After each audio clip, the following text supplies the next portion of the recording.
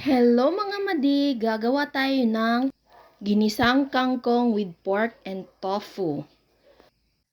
Unang gagawin natin is, ipa-fry muna natin itong ating tofu bago natin ilalagay doon sa ating kangkong mamaya. So, after na medyo ma-brown na ito, hahanguin natin itong ating tofu. And then, maggisa tayo ng bawang.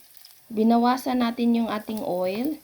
So, ayan. Gisahin natin yung bawang, sibuyas, and then yung ating konting karne. So, gisahin lang po natin ito hanggang sa maluto for about 2 minutes po. Tapos, lalagyan po natin ito ng oyster sauce. After maglagyan ng oyster sauce, stir fry lang po natin ng 1 minuto. So, after na mag-isa ito, is nilagyan ko ito ng soy sauce.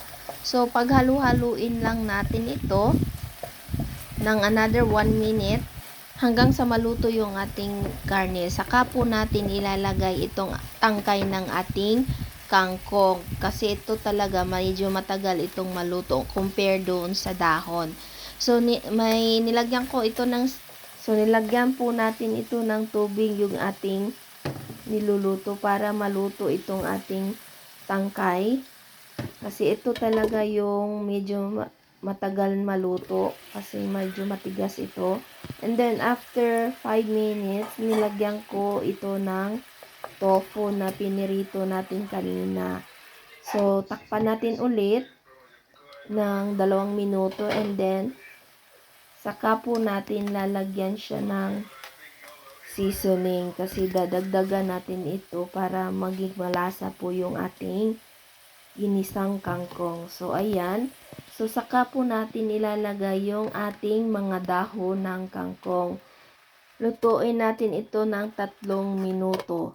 So, after na maluto ito ng 3 minuto, ayan, kasi lalabas yung tubig niyan.